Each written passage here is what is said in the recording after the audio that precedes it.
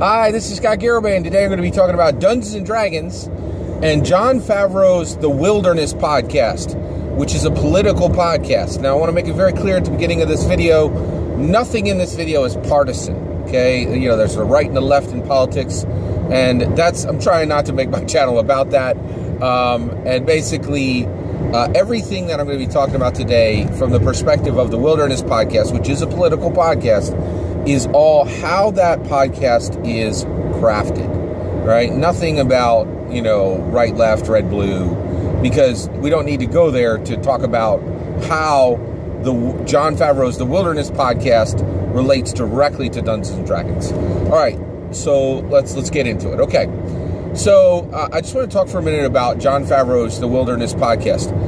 I highly recommend everyone on both sides of the aisle, red and blue, listen to this. And anyone who is really interested in smart content, that is like, if I'm a bee, that's the honey, right? Like, I really am attracted to the most intellectual, the smartest content, the most in-depth analysis that is being presented in a winsome and palatable and concise manner. Okay, and that is exactly what The Wilderness is. The Wilderness is really an important podcast, right?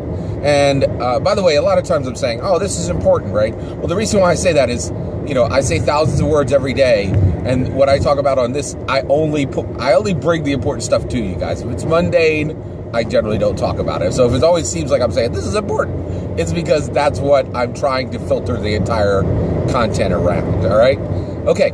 So let's look at this. So Jon Favreau's The Wilderness podcast is a very, very, very important podcast, and here's why.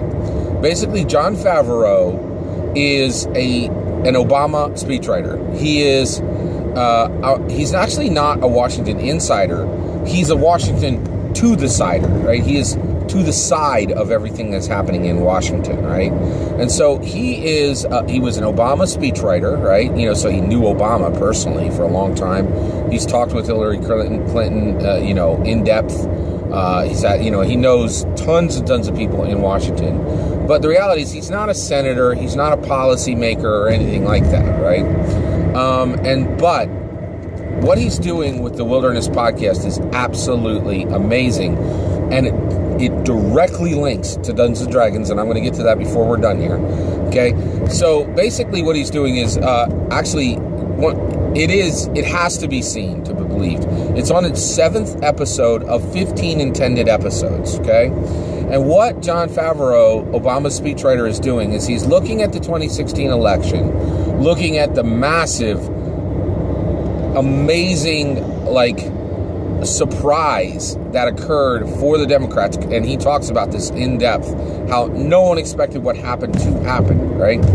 And now saying we're coming up on the 2020 election, we need to get things done, and we have to understand what happened in 2016, and we have to know our through lines for 2020, right?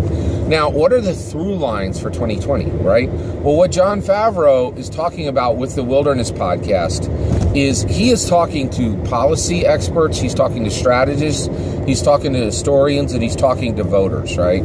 And basically what he's doing is he's saying, okay, for 2020, where is the Democratic Party heading? Where will they actually end up in 2020 if our momentum remains what it is right now, and from all the signs that we see? Where should it end up? What should What should the Democratic Party be doing to win in 2020, right? And what is the Democratic Party's intention, right? So what's the intention? And these three separate through lines. So what is actually going to happen, what is intended to happen, and what should happen. What should happen, right? So the optimum, the intended, and the actual. The optimum, the intended, and the actual, right? The optimum, the intended, and the actual. And the reason why I'm saying this is it's hard to hold together in your mind. Like when you're seeing somebody who's doing something incredibly important and really is leveraging all of their ability to look at the history of an event and then to project out to the future and say, and look at those things, the optimum, the intended, and the actual, right? So he's looking at history, and he's really trying to predict the future, to recommend the future, and, the optimum, the intended, and the actual, right?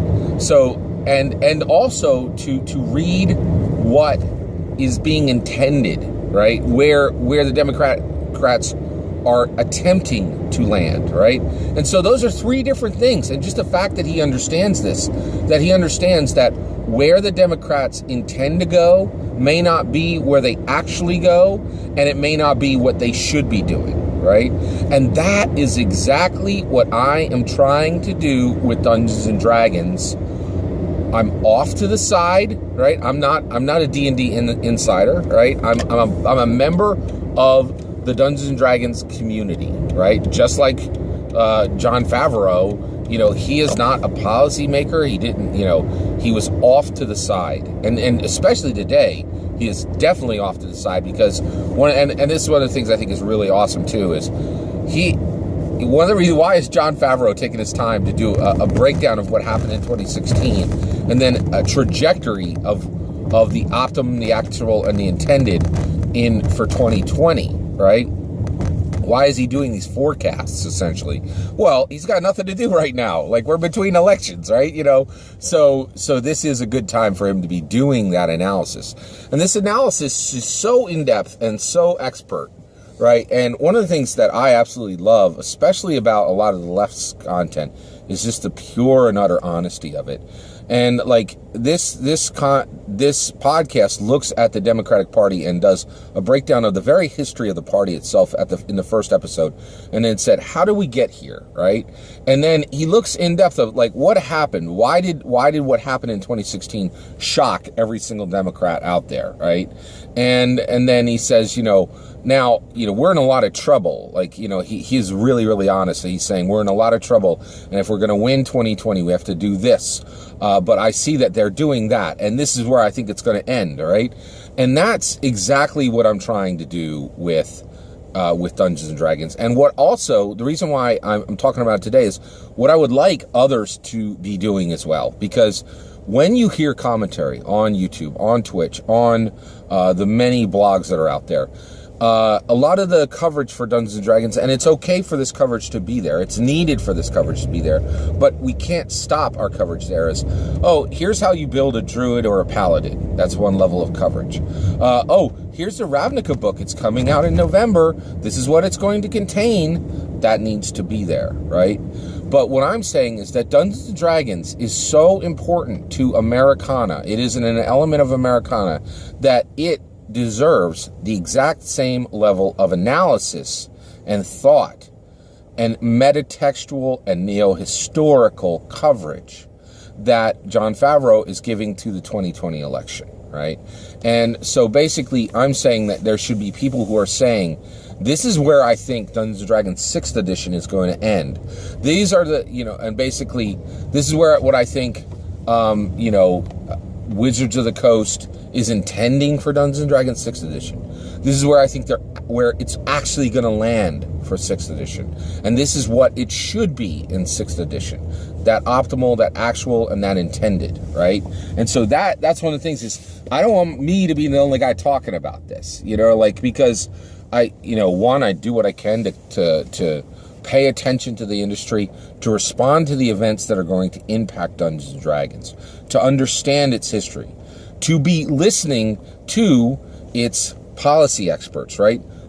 Who's a policy expert for Dungeons & Dragons? Well, Jeremy Crawford is a content expert for Dungeons & Dragons and covers exactly like, here's how the rules should be, right? The voters are the purchasers, right?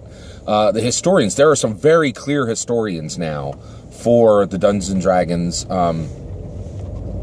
content. MT Black is right now going like page by page through like all 300 Dragon magazines and bringing out lessons, like real lessons.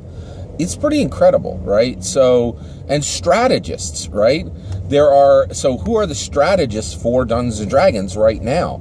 Well, the strategists, in my opinion, for Dungeons & Dragons are the people who are building product around Dungeons & Dragons, but not actually for Dungeons & Dragons. Adam Covell is a perfect example of this. Matt Covell is a perfect example of this. I think John Harper is an example of this.